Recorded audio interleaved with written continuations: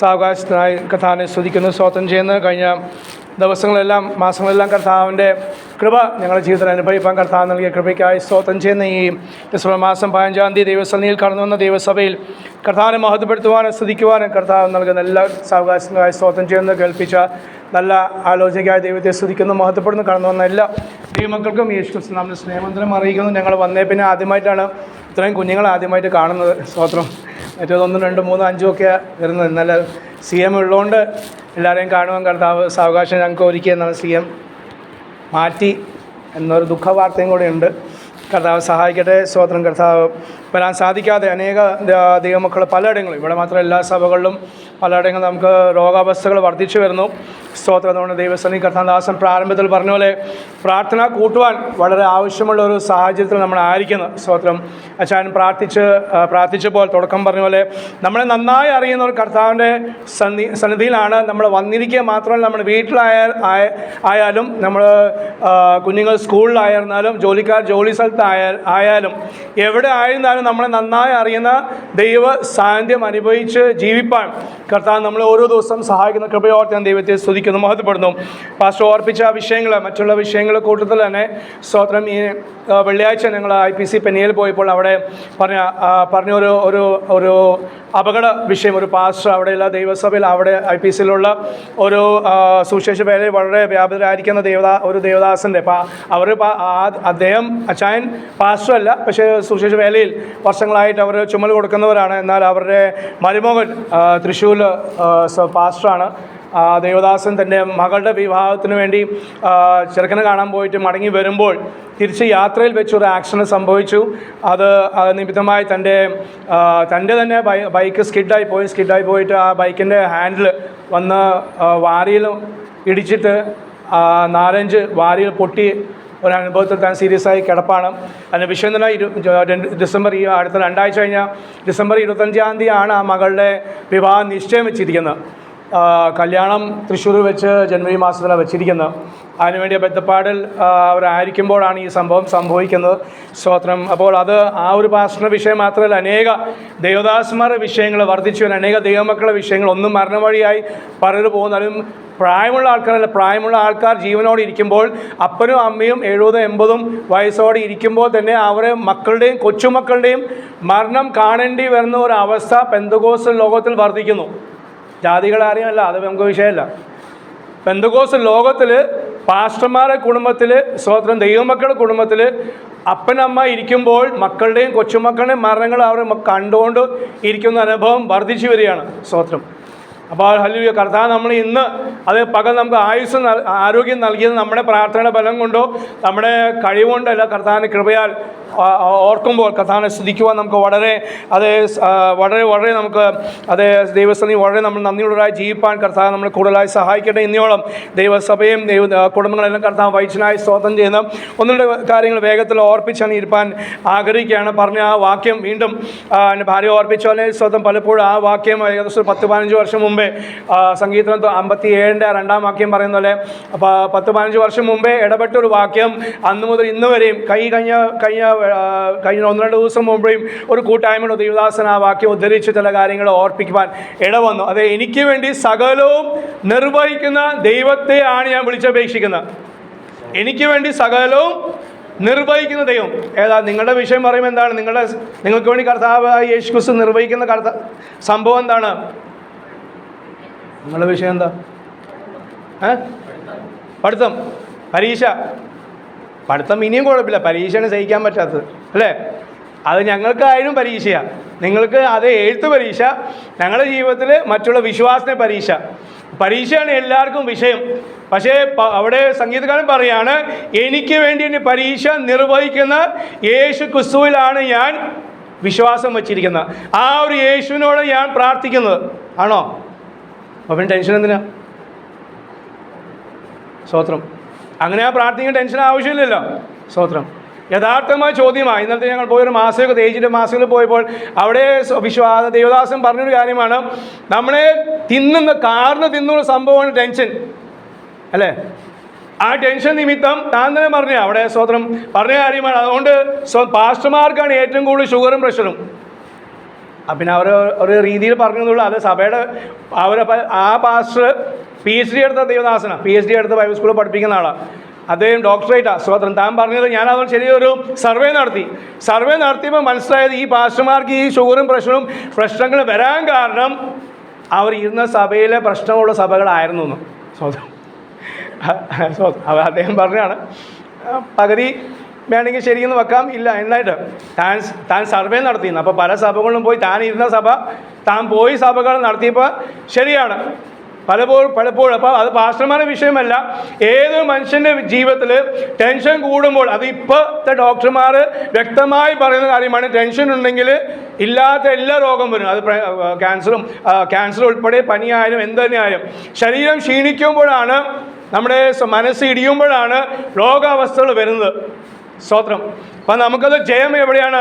പ്രാർത്ഥിച്ചാലേ നമുക്ക് ജയം എടുക്കാൻ സാധിക്കുകയുള്ളൂ, ജയം ലഭിക്കുകയുള്ളൂ. പ്രാർത്ഥിക്കുന്നത് എന്തിനു വേണ്ടിയാണ്? ദേവദാസൻ ഓർപ്പിച്ചു. പക്ഷേ ഒന്നും കൂടെ ഞാൻ അതിൽ ചേർത്ത് പറയട്ടെ, പ്രാർത്ഥിക്കുക എൻ്റെ വിഷയത്തിന് വേണ്ടി ഒരു പരിഹാരം ലഭിക്കാൻ വേണ്ടിയല്ല. മാത്രമല്ല, യേശു പഠിപ്പിച്ചു, നിങ്ങൾ ഉണർന്നിരുന്ന് പ്രാർത്ഥിപ്പിൻ. ആ പ്രാർത്ഥന കഴിഞ്ഞ് യേശുവും ശിഷ്യന്മാരും പുറത്തിറങ്ങിയപ്പോൾ പത്രോസ് എന്ത് ചെയ്തു? വലിയൊരു കൂട്ടത്തെ കണ്ടു. അവരാരെ? യേശുവിനെ പിടിക്കാൻ വേണ്ടി വന്ന കൂട്ടമാണ്. ആ കൂട്ടത്തിൽ മൽക്കോസ് എന്ന് പറയുന്ന ഒരാളുടെ ചെവി യേശു ശിഷ്യനായ പത്രോസ് വാളെടുത്ത് വെട്ടി ചെവി മുറിഞ്ഞു. പക്ഷെ യേശു എന്ത് ചെയ്തു? യേശു ആ ചെവിയെടുത്ത് തിരിച്ചു വെച്ച് സൗഖ്യമാക്കി. അപ്പം എന്തുണ്ട്? പ്രാർത്ഥന നിമിത്തം എൻ്റെ ഒരു വിഷയത്തിന് പരിഹാരം മാത്രമല്ല, അത് രണ്ടാമത്തെ വിഷയം, എന്നിൽ വ്യാപരിക്കുന്ന ഒരു സമാധാനം ലഭിക്കും. Praise the Lord. ഞാൻ അഭിമുഖീകരിക്കാൻ പോകുന്ന, ഞാൻ നേരിടാൻ പോകുന്ന പ്രശ്നത്തെ അതുമേ ഒരു സമാധാനം യേശു നമുക്ക് നൽകുന്നു. അതാണ് ആദ്യത്തെ വിഷയം. പ്രാർത്ഥനയിൽ സമാധാനം നൽകുന്നു. ഈ ആൾക്കൂട്ടത്തെ കണ്ടപ്പോൾ പത്രോസ് പേടിച്ചു, പത്രോസ് വാളെടുത്തു വെട്ടി. പക്ഷേ യേശു എന്ത് ചെയ്തു? യേശു പറയാണ്, എനിക്ക് ദൂതന്മാരുണ്ട്, 6 ലെഗിയോൻ ദൂതന്മാരുണ്ട്, അവരോട് പറഞ്ഞാൽ അവരിപ്പോൾ ഇറങ്ങി വന്ന് സകലത്തെയും നശിപ്പിക്കും. ഒരു ദൂതൻ വരുമ്പോൾ 1,85,000 ആൾക്കാരെ കൊല്ലുവാനുള്ള ശക്തി ഒരു ദൂതനുണ്ടെങ്കിൽ 6 ലെഗിയോൻ. സ്തോത്രം. അപ്പോൾ കർത്താവിനത് ആ ശക്തിയും കർത്താവ് തൻ്റെ അധികാരമൊന്നും അവിടെ എടുത്തില്ല. പക്ഷെ എന്ത് ചെയ്തു? സമാധാനം വ്യാപരിച്ചു. സമാധാന നിമിത്തം ആ മുറിവേറ്റവൻ്റെ അവൻ്റെ ആ അവസ്ഥ മനസ്സിലാക്കി യേശു അവന് സൗഖ്യം കൊടുത്തു. യേശുവിനെ പിടിച്ചുകൊണ്ട് പോവാണ്. പക്ഷേ യേശു എന്ത് ചെയ്തു? സൗഖ്യം നൽകി. നമ്മളെ ഉപദ്രവിക്കുന്നവർ, നമ്മളെ പരിഹസിക്കുന്നവർ, നിങ്ങളെ പരിഹസിക്കുന്നവർ, സ്വതന്ത്രം. നിങ്ങൾ എന്താ പറഞ്ഞാൽ പറയും? പരിഹസിക്കുന്നത് പരിഹാസം ഇല്ല അല്ലേ? ഇവിടെ പരിഹസിക്കും അല്ലേ? കമ്മളും മാലൊന്നും ഇല്ലാതെ നീ എന്ത് തത്തത്ത ബബ്ബൊക്കെ അടിക്കുന്ന ടീമിലാണോ എന്ന് ചോദിക്കാറുണ്ടോ? ഇല്ല. ഞങ്ങളവിടെയൊക്കെ ചോദിക്കും കേട്ടോ. എറണാകുളം ജില്ലയിൽ, തൃശ്ശൂർ ജില്ലയിലൊക്കെ പെന്തക്കോസാന്ന് അറിഞ്ഞാൽ നിങ്ങളൊക്കെ ബബ്ബ പറയുന്ന, ബബ്ബ എന്ന് പറഞ്ഞാൽ അന്യഭാഷ. അവർക്ക് അന്യഭാഷ അറിയില്ല. അതും ബബ്ബ എന്ന അന്യഭാഷയാണ്. ബബ്ബ എന്ന് പറയുന്നത് അതിന് അന്യഭാഷയാണ്. സ്തോത്രം. കാരണം അത് ദൈവിക ഭാഷയാണ്. ഏത് രാജ്യത്തെ ഭാഷയും ചിലപ്പോൾ ആയിക്കോളും, അല്ലെങ്കിൽ ദൈവത്തിൻ്റെ ഭാഷയാണ്. അതിൽ ദൈവത്തിന് ഒരു അർത്ഥമുണ്ട് ആ ബബ്ബയ്ക്കും. അത് അവർക്കറിയില്ല, നമുക്കും അറിയില്ല. സ്തോത്രം. കർത്താവ് വെളിപ്പെടുത്താതെ ആർക്കും അറിയില്ല. സ്തോത്രം. അപ്പം നമ്മളെ പരിഹസിക്കുന്ന കൂട്ടത്തിൽ അത് അവരോട് സമാധാനമായി അടാപ്പോള തിരിച്ച് വിളിക്കാനല്ല, പിന്നെയോ സമാധാനം, അതെ ഇത് ഞങ്ങളുടെ ഭാഷയാണ് എന്ന് ധൈര്യത്തോടെ പറയണമെങ്കിൽ പ്രാർത്ഥിച്ചാലേ ആ ധൈര്യം ലഭിക്കുള്ളൂ. സ്തോത്രം. അപ്പോൾ സമാധാനം ലഭിക്കും, രണ്ടാമത് ധൈര്യം ലഭിക്കും. മാത്രമല്ല വിവേകത്തോടെ കാര്യങ്ങൾ ചെയ്യുവാൻ ദൈവാത്മാവ് നമ്മളെ സഹായിക്കും. സ്തോത്രം. Praise the Lord. ഒരു വാക്ക്, കർത്താവായ യേശു ക്രിസ്തുവിനെ ആ സമയങ്ങൾ, ആ തിരുവത്താതെ ശുശ്രൂഷ കർത്താവ് ആരംഭിക്കുന്ന സമയങ്ങൾ, ആ ദിവസങ്ങൾ അവരോട് ശിഷ്യന്മാരോട് പറഞ്ഞ ഒന്നുകൂടെ കാര്യങ്ങൾ വേഗത്തിൽ ഓർപ്പിച്ച് ഇരിപ്പാൻ ആഗ്രഹിക്കുന്നത്. യോഹന്നാന്റെ സുവിശേഷം 14-ാം അധ്യായം 1-ാം വാക്യം നമ്മൾ വായിക്കുന്നത്, യേശു പറഞ്ഞു, നിങ്ങളുടെ ഹൃദയം കലങ്ങിപ്പോകരുത്, നിങ്ങളുടെ ഹൃദയം കലങ്ങിപ്പോകരുത്, ദൈവത്തിൽ വിശ്വസിപ്പിൻ, എന്നിലും വിശ്വസിപ്പിൻ. സ്തോത്രം. ദൈവത്തിൽ വിശ്വസിപ്പിൻ, എന്നിലും വിശ്വസിപ്പിൻ. കാരണം എന്താണ്? ഹൃദയം കലങ്ങും. അത് യേശുവിൻ്റെ ഹൃദയം താൻ തന്നെ കലങ്ങി. 13:21 വായിച്ചേ. യേശുവിൻ്റെ ഹൃദയം അതേ ലാസറിന്റെ കല്ലറയ്ക്കൽ വെച്ച് കലങ്ങി. ഇവിടെ 13:21 വായിക്കുന്നു, യേശുവിൻ്റെ ഹൃദയം കലങ്ങി, മനസ്സ് കലങ്ങി, ഉള്ളം. കാരണം എന്തായി? യൂദ അവനെ കാണിക്കാൻ പോവാണ്, യൂദ അവനെ ഒറ്റിക്കൊടുക്കാൻ പോകുന്നു. അപ്പോൾ താൻ സ്നേഹിച്ച ഈ യൂദ അറിഞ്ഞുകൊണ്ട് തന്നെ സ്നേഹിച്ചു. 3.5 വർഷം അവനെ കൂടെ നടത്തി. 3.5 വർഷം അവനും അത്ഭുതം അടയാളം ചെയ്തു. സ്തോത്രം. ഈ യൂദാ അത്ഭുത അടയാളം ചെയ്ത ആളാണ്. പക്ഷെ അവസാനം വന്നപ്പോൾ എന്ത് ചെയ്തു? അവൻ വീണുപോയി. പ്രാർത്ഥിച്ച് നിലനിൽപ്പാൻ അവന് സാധിച്ചില്ല. അത്ഭുത അടയാളം ചെയ്തവനാ, പക്ഷെ പ്രാർത്ഥിച്ച് യേശു ആരാന്നും അവൻ വിചാരിച്ചു യേശു മുങ്ങുന്നു. സ്തോത്രം. അതാ അവൻ വിചാരിച്ചത്. കാരണം ഞാൻ ഉറ്റി കൊടുത്താലും യേശു അവിടെ നിന്ന് മുങ്ങിപ്പോവും, കാണാതായി. കാരണം നേരത്തെ അങ്ങനെ ചെയ്തിട്ടുണ്ട്. കാണാതെ കർത്താവ് യേശു ക്രിസ്തുവും ആൾക്കാരുടെ ഇടയിൽ നിന്ന് പോയിട്ടുണ്ട്. അപ്പം അങ്ങനെ തന്നെ സംഭവിച്ചു. അങ്ങനെ സംഭവിക്കുന്ന അവൻ വിചാരിച്ചു. പക്ഷേ പ്രാർത്ഥിക്കാത്ത നിമിത്തമായിട്ട് എന്ത് ചെയ്തു? അവൻ ചതിക്കപ്പെട്ടു. യൂദാ ചതിക്കപ്പെട്ടു. സ്തോത്രം. ഇപ്പം യേശു പറയാം, യേശുവിൻ്റെ ഹൃദയം കലങ്ങിപ്പോയി. അതുകൊണ്ട് അപ്പം എന്താ കലങ്ങാൻ കാരണം? അത് യൂദാ ചെയ്യാൻ പോകുന്ന കാര്യം ഓർക്കുമ്പോൾ മാത്രമല്ല, അവൻ നാശത്തിലേക്കാണല്ലോ പോകാൻ പോകുന്നു എന്നൊരു ഹൃദയ ദുഃഖം യേശുവിനുണ്ടായി. ആരും നശിക്കാൻ ദൈവത്തിന് ആഗ്രഹമില്ല. ആരും നശിച്ചു പോകാൻ, അത് ബില്ലാദനായിക്കോട്ടെ, ഇവിടുത്തെ ഏറ്റവും വലിയ പാപി ആയിക്കോട്ടെ, ആരായാലും ഒരു മനുഷ്യനും. കാരണം ദൈവത്തിൻ്റെ സ്വരൂപത്തിലാണ് ദൈവം അവരെയും നമ്മയും സൃഷ്ടിച്ചത്. Praise the Lord.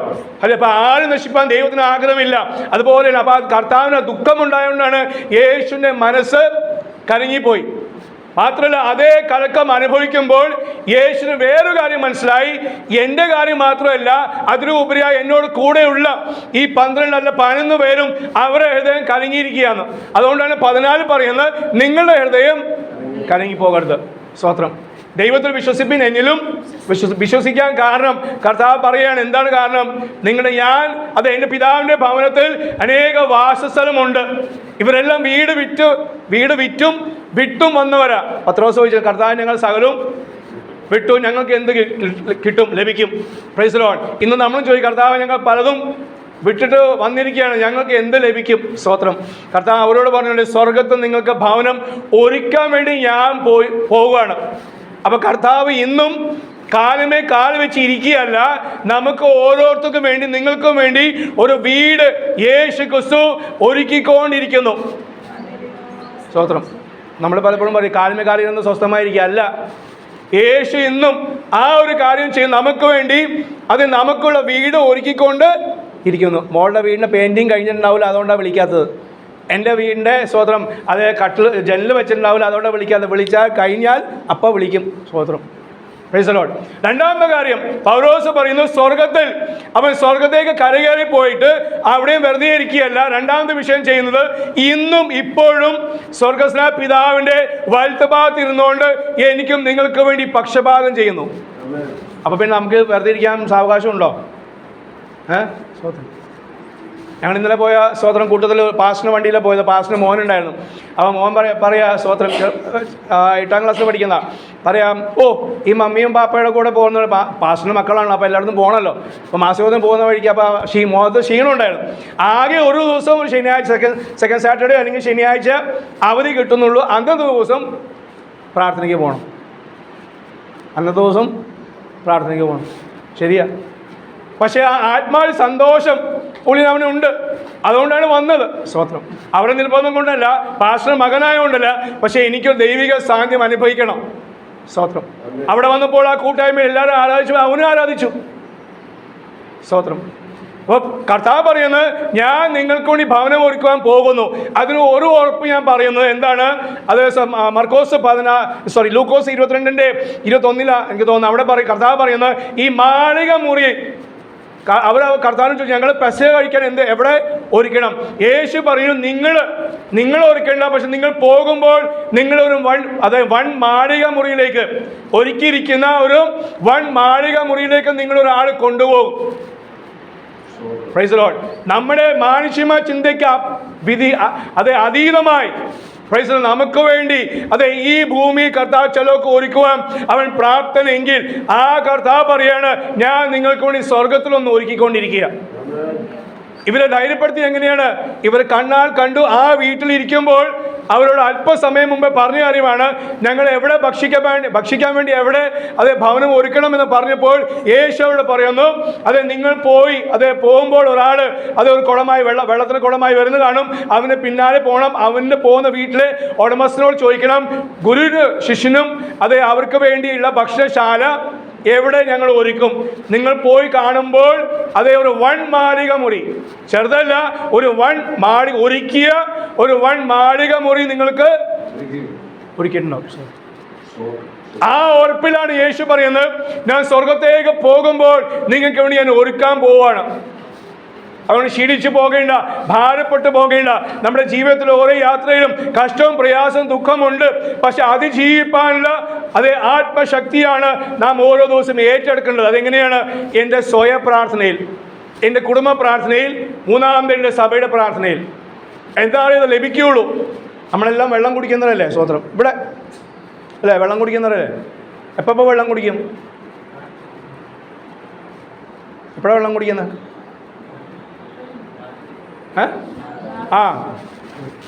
ദാഹം വരുമ്പോൾ, ആത്മാവിന് ദാഹം കർത്താവ് ആഗ്രഹിക്കുന്ന, ആത്മാവിൽ ദരിദ്രരായവർ ഭാഗ്യവാന്മാർ.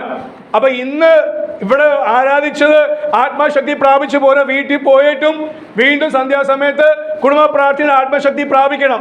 നാളെ തിങ്കളാഴ്ച സ്കൂളിൽ പോകുന്നതിന് മുമ്പേ പകലത്തെ അതേ പ്രഭാത പ്രാർത്ഥനയിൽ ആത്മശക്തി പ്രാപിക്കണം.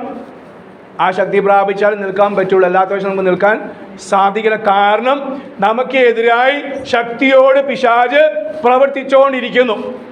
ഒരു വാക്യം തോന്നും, വെളിപ്പാട് 12:12. വെളിപ്പാട് 12 ഞാൻ പണ്ട് വന്നപ്പോൾ വായിപ്പിച്ചൊരു വാക്യമാണെങ്കിലും ഈ കാര്യങ്ങൾ അത് വളരെ ശക്തിയോടെ ആ വാക്യത്തിൻ്റെ ആഴം വർദ്ധിക്കണം എന്ന് വായിപ്പിക്കാൻ ആഗ്രഹം.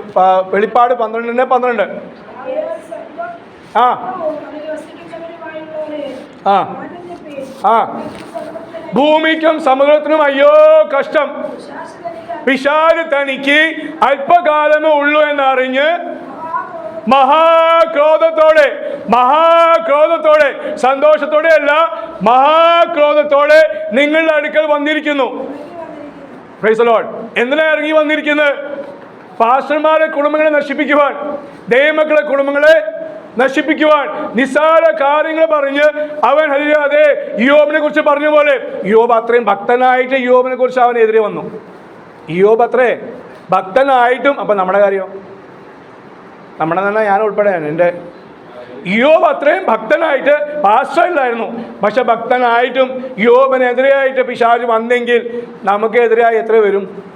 സ്വന്തം കർത്താവ് പറയുന്നല്ലേ, നിങ്ങളുടെ ഹൃദയം കലങ്ങിപ്പോ. 14 പറയുമ്പോൾ 15 പറയാണ്, അതിനുവേണ്ടി എന്ത് ചെയ്യണം?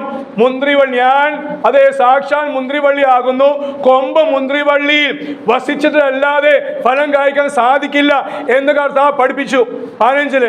അപ്പൊ എന്ത് ചെയ്യണം? ഈ വിശ്വാസം ഉറച്ചു നിൽക്കണമെങ്കിൽ, പിശാചിനോട് നമ്മൾ പോരാടണമെങ്കിൽ നാം യേശുവിനോട് കൂടെ വസിക്കണം. ആ വാസം എവിടെയാണ്? അവൻ്റെ വചനം ധ്യാനിക്കണം, പ്രാർത്ഥനാ ജീവിതം നമുക്ക് വേണം, ആരാധന ശൈലി നമുക്ക് വേണം. ഏത് ആരാധന? അന്യഭാഷയിലുള്ള ആരാധന. അന്യഭാഷയിലുള്ള കാരണം എന്താണ്? അന്യഭാഷ സംസാരിക്കുന്നവൻ മനുഷ്യനോടെ അല്ല, പിന്നെ ആരോടാ?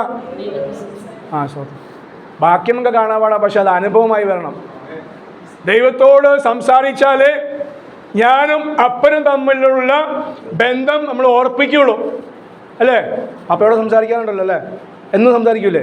കൊച്ചിനെ അവനൊരു 10 പ്രാവശ്യം, 10 ഒരു 5-6 പ്രാവശ്യം അങ്ങോട്ടും ഇങ്ങോട്ട് വന്നു. അവിടെ പോയി ഒരാൾ കാണാൻ അവിടെ ആ 2 അപ്പം ഇപ്പം അമ്മയുടെ അടുത്ത് പോയി. അപ്പോൾ നമ്മൾ സംസാരിക്കും. അങ്ങനെയാണെങ്കിൽ നമ്മുടെ ആത്മാവിന് ദാഹമുണ്ട്. ഈ ആത്മാവിന് ഉടയവൻ അത്യുന്നതനായ ദൈവത്തോട് ഞാൻ വിളിച്ചപേക്ഷിക്കുന്നു. സ്തോത്രം. രാജാവായോണ്ട് എപ്പോഴും ആലയത്തിൽ പോകാൻ സാധിക്കില്ല. ദാവീദിന് താല്പര്യമുണ്ട്, പക്ഷെ രാജാവായോണ്ട് എപ്പോഴും പോകാൻ പറ്റില്ല. അതുകൊണ്ട് എന്ത് ചെയ്തു? താൻ വീട്ടിലിരുന്നാലും തൻ്റെ അവരുടെ രാജാക്കന്മാരെ കൊട്ടാരത്തിൽ അവരുടേതായ മുറികളുണ്ട്. അവിടെ ആണെങ്കിലും തനിക്ക് ഒരു കാര്യം ഉണ്ടായിരുന്നു, ദൈവത്തോടുള്ള സമ്പർക്കം, സർവ്വശക്തനായ ദൈവത്തോട് സംസാരിക്കുന്ന അനുഭവം തനിക്കുണ്ടായിരുന്നു. സ്തോത്രം. 14-ാം അധ്യായം യോഹന്നാൻ 16 വരുമ്പോൾ യേശു പറയാണ്, പരിശുദ്ധാത്മാവെന്ന കാര്യസ്ഥനെ ഞാൻ നിങ്ങൾക്ക് അയച്ചുതരും. അപ്പം നിങ്ങൾ പേടിക്കാതിരിപ്പാൻ, മനസ്സ് കലങ്ങുമ്പോൾ ശാന്തമാകേണ്ടതിന് ഞാൻ പരിശുദ്ധാത്മാവിനെ അയക്കും. അവൻ വരുമ്പോൾ നിങ്ങളെ സകല സത്യത്തിലും നീതിയിലും വഴി നടത്തും. 17-ാം അധ്യായത്തിൽ യേശു ക്രിസ്തുവിൻ്റെ അതേ മഹാപുരോഹിത അതേ പ്രാർത്ഥനയാണ്. മഹാപൗരോഹിത്യ മധ്യസ്ഥ പ്രാർത്ഥന. സ്തോത്ര. പ്രാർത്ഥന മാത്രം, മധ്യസ്ഥ പ്രാർത്ഥന. ആർക്ക് വേണ്ടിയൊക്കെ? അന്നുള്ള ശിഷ്യന്മാർക്ക് വേണ്ടി, ആ ശിഷ്യന്മാർ നിമിത്തം ഭാവി വിശ്വാസം വരാൻ പോകുന്ന സഭയ്ക്ക് വേണ്ടി എല്ലാം യേശു പ്രാർത്ഥിച്ചു. സ്തോത്രം. യേശു താൻ തന്നെ ഒരു അധ്യായം മുഴുവനും എടുത്ത് പ്രാർത്ഥിക്കാൻ വേണ്ടി പറയണം. അധ്യായം മുഴുവനും യേശുവിൻ്റെ പ്രാർത്ഥനയാണ്. ആ ഒരു പ്രാർത്ഥന ചെയ്യുന്നു. അപ്പോൾ യേശു പ്രാർത്ഥിച്ചുവെങ്കിൽ നമ്മൾ എത്രത്തോളം പ്രാർത്ഥിക്കണം? Praise the Lord. യേശുവിൻ്റെ അടുക്കൽ പിശാച് വന്ന് പരീക്ഷിച്ചുവെങ്കിൽ നമ്മൾ എത്രത്തോളം ഉപവസിക്കുകയും പ്രാർത്ഥിക്കുകയും വേണം. അത് മാത്രം ചെയ്തുകൊണ്ടിരുന്നാൽ ജീവിക്കാൻ പറ്റുമോ പാസ്റ്ററെ എന്ന് ചോദിച്ചാൽ അത് മാത്രം ചെയ്തുകൊണ്ടിരുന്നാലും ജീവിക്കാൻ പറ്റും. സ്തോത്രം. യേശു മാർത്തയും മറിയോട് അത് രണ്ട് കാര്യം പറയുന്നുണ്ട്. മറിയ നല്ല അംശം തിരഞ്ഞെടുത്തു. മാർത്ത എന്ത് ചെയ്തുകൊണ്ടിരുന്നു? അവർ ശുശ്രൂഷയിൽ അത് വളഞ്ഞു. ശുശ്രൂഷ നിമിത്തമായി അവർക്ക് കലക്കം വന്നു. കലക്കം വന്നുകൊണ്ടാണ് അവർ വന്നിട്ട് പറയുന്നത്, അത് കർത്താവേ ഞാൻ ഇത്രത്തോളം അധ്വാനിക്കുന്നു, ഒരു ചായ ഉണ്ടാക്കണം, അവിടെ ഒന്ന് സഹായിക്കാൻ വേണ്ടി പറയാൻ വേണ്ടി വന്നതാണ്. മാർത്ത അവിടെ ചിക്കൻ കറിയും ബിരിയാണി അത് വേണം. മീറ്റിംഗ് കഴിഞ്ഞ് ചിക്കൻ കറിയും ബിരിയാണി വേണം. പക്ഷേ അതിനുവേണ്ടി അധ്വാനിച്ച് പിന്നെ കുറ്റം പറയാൻ വേണ്ടി സാഹചര്യം വരും. എന്തു പറഞ്ഞ് സ്വന്തം പെങ്ങൾ അനിയത്തെക്കുറിച്ച് വന്ന കുറ്റം പറയുക. അവിടെ ഇരുന്ന് നിന്റെ അടുത്തിരുന്ന് അവർ കേട്ടോണ്ടിരുന്ന വായിക്കാൻ പോവോ? വയറെന്നറിയോ? ഇല്ല. പക്ഷെ മറുവശം കേട്ടോണ്ട് മാത്രം ഇരുന്നാൽ ഹല്ലേലൂയ അപ്പം ഒരുക്കുവാൻ ദൈവത്തിന് സാധിക്കും. അതെങ്ങനെയാണ്? സ്തോത്രം. 5000 പേര് ഭക്ഷണം കഴിച്ചു. 2 അപ്പവും 5 മീനും കൊണ്ട്. അത് ആരും ഒരുക്കിയതല്ല, ദൈവം തന്നെ ഒരുക്കിയതാണ്. സ്തോത്രം. നാം ദൈവസന്നിധിയിൽ വിശ്വാസം. അതുകൊണ്ട് യേശു പറയുന്നത് ദൈവത്തിൽ വിശ്വസിപ്പീൻ, എന്നിലും വിശ്വസിപ്പീൻ. സ്തോത്രം. ഒരു വാക്യം കൂടി വായിച്ചു തീർക്കട്ടെ. ദൈവത്തിൽ വിശ്വസിപ്പീൻ. കാരണം എന്താണ്? 1 പത്രോസ് 1:21 വാക്യം. അപ്പോൾ പത്രോസ് 1-ാം ലേഖനം 1-ാം അധ്യായം 21-ാം വാക്യം. നിങ്ങളുടെ വിശ്വാസവും പ്രത്യാശയും ദൈവത്തിൽ വെച്ചുകൊള്ളേണ്ടത്. നിങ്ങളുടെ വിശ്വാസവും നിങ്ങളുടെ പ്രത്യാശയും ഈ പറഞ്ഞ സർവശക്തനായ ദൈവത്തിൽ, അത്യുന്നതനായ ദൈവത്തിൽ വെച്ചുകൊള്ളേണ്ടതിന് സർവശക്തനായ ദൈവം അവനെ ആരെ? യേശു ക്രിസ്തുവിനെ മരിച്ചവരുടെ ഇടയിൽ നിന്ന് എഴുന്നേൽപ്പിച്ച് അവന് തേജസ് കൊടുത്തിരിക്കുന്നു. അതുകൊണ്ടാണ് നമ്മൾ വിശ്വസിക്കുന്നത് യേശു ഇന്നും ജീവിക്കുന്നു. യേശു ഇന്നും അച്ഛൻ പറഞ്ഞ പോലെ നമ്മളെ നന്നായി അറിയുന്ന ദൈവം. Praise the Lord. നമ്മളെ പ്രാർത്ഥന കേൾക്കുന്ന ദൈവം. മൂകദൈവമല്ല, അവൻ കേൾക്കുന്ന ദൈവം. മറുപടി അവൻ്റെ ഇഷ്ടത്തിനകത്താണ്. മറുപടി അവൻ്റെ ഇഷ്ടം പോലെ അവൻ്റെ സമയത്ത്. പക്ഷെ കേൾക്കുന്ന ദൈവം, അറിയുന്ന ദൈവം, ഹല്ലേലൂയ, ഒന്ന് സ്പർശിപ്പാൻ സാധിക്കുന്ന ദൈവം. അതുകൊണ്ട് നാം കരയുമ്പോൾ ഒരു സമാധാനം നൽകുന്നു. സകല ബുദ്ധിയും കവിയുന്ന ദൈവിക സമാധാനത്താൽ കർത്താവ് നമ്മുടെ ഉള്ളങ്ങൾ നിറയ്ക്കാൻ കാരണം നാം ദൈവത്തിന് മക്കളായുണ്ട്. അവിടെ പറയാണ്, ഈ യേശുവിനെ അവൻ ഉയർപ്പിച്ചു. എന്തിനു വേണ്ടി? നിങ്ങൾ ആ യേശുവിൽ വിശ്വസിപ്പാൻ, നിങ്ങൾ ആ ദൈവത്തിൽ വിശ്വസിപ്പാൻ. യേശുവിനെ ഉയർപ്പിച്ചെങ്കിൽ ആ യേശുവിൻ്റെ ആത്മാവ് എന്നിൽ വസിക്കുന്നുവെങ്കിൽ അതേ യേശുവിൻ്റെ സമയം വരുമ്പോൾ, എന്നാൽ യേശുവിൻ്റെ 2-ാം വരവിലോ അതോ ഞാൻ മരിച്ചിട്ട് യേശു വന്നാൽ എൻ്റെ മരിച്ച ആ ശരീരം ഉയർപ്പിക്കാൻ വേണ്ടി കർത്താവിൻ്റെ ആത്മാവ് എൻ്റെ ഉള്ളിൽ വേണം. സ്തോത്രം. ആ ഉയർപ്പിന് ശക്തി ഞാൻ വിശ്വസിച്ചാൽ എനിക്ക് വേണ്ടി വൻ കാര്യങ്ങൾ ചെയ്യുന്ന കർത്താവിൻ്റെ പ്രവൃത്തി ഇന്നയോളം നടത്തിയെങ്കിൽ ഇനിയും അവൻ്റെ സമയം വരെ നടത്തുവാൻ അവൻ ശക്തനും വിശ്വസ്തനുമാകുന്നു. ആ ദൈവസന്നിധിയിൽ അതേ ഈ വർഷം ഹല്ലേലൂയ അതേ തീർത്ത് അതേ കർത്താവ് ആയുസ് മാർഗ്ഗം നൽകിയ 2025 പ്രവേശിപ്പാൻ ദൈവാത്മാ നമ്മളെ സഹായിക്കട്ടെ. അപ്പോസ്തലൻ പൗലോസ് ഫിലിപ്പിയർക്ക് എഴുതിയ 1-ാം ലേഖനത്തിൻ്റെ 1-ാം അധ്യായം 4-ാം വാക്യം പറയുന്നത്, നിങ്ങളിൽ നല്ല പ്രവൃത്തിയെ ആരംഭിച്ചവൻ അത് യേശു ക്രിസ്തുവിന്റെ നാളോളം തികപ്പാൻ അവൻ വിശ്വസ്തനാകുന്നു, അവൻ ശക്തനാകുന്നു എന്ന് ഞാൻ ഉറച്ചിരിക്കുന്നു. സ്വത്രം. ആ ഉറപ്പോടെ അതേ ഞങ്ങൾ ഹല്ലേലൂയ അതേ സ്വതം ഞാൻ ദൈവസഭയെ സമർപ്പിച്ച ദേവദാസൻ കുടുംബത്തെയും ഞങ്ങളെ നമുക്ക് ഒരുമിച്ച് ഒരു നിമിഷം പ്രാർത്ഥിക്കാം. ഞങ്ങളെ സ്വർഗീയ പിതാവേ സ്തോത്രം. അതേ ഞങ്ങൾ നല്ല പ്രവൃത്തി ആരംഭിച്ചവൻ യേശു ക്രിസ്തു നാളോളം തികപ്പാൻ അതാവേ സ്വത്ത് ഹല്ലേലൂയ അതേ സാധിക്കുന്ന ദൈവത്തിലാണല്ലോ ഞങ്ങൾ വിശ്വാസം അർപ്പിച്ചിരിക്കുന്നത്. അത്തരം ദൈവത്തെ ഞങ്ങളെ വിളിച്ചപേക്ഷിക്കുമ്പോൾ ഞങ്ങൾക്ക് വേണ്ടി സകലവും നിർവഹിക്കുന്ന ദൈവത്തെ, കരയുന്ന കാക്ക കുഞ്ഞിനും അതിൻ്റെ ആഹാരം കൊടുക്കുവാൻ അറിയുന്ന ദൈവസന്നിധി ജീവിപ്പാൻ, പ്രവർത്തിപ്പാൻ, പ്രാർത്ഥിപ്പാൻ ഞങ്ങളെ കൂടുതലായി സഹായിക്കണമേ. അനദാസയും കുടുംബത്തെയും കർത്താവേ ദൈവസഭയും ആത്മീയമായും ഭൗതികമായും സാമ്പത്തികമായും ശാരീരികമായും യേശു ക്രിസ്തു നാമത്തിൽ അനുഗ്രഹിച്ച് പ്രാർത്ഥിക്കുന്നു. ഈ ദേശം നേടിയെടുപ്പാൻ എല്ലാ ദൈവിക കൃപയും ആത്മഭാരവും ആത്മശക്തി നൽകി കർത്താവ് വരുന്ന ആളുകൾ നടത്തണമെന്ന് അങ്ങയോട് പ്രാർത്ഥിക്കുന്നു. പ്രാർത്ഥനയായ സ്തോത്രം യേശു ക്രിസ്തുവിന്റെ നാമത്തിൽ തന്നെ. ആമേൻ ആമേൻ. സമയം നൽകിയ ദേവദാസനോടും സഭ നന്ദി അറിയിക്കുന്നു.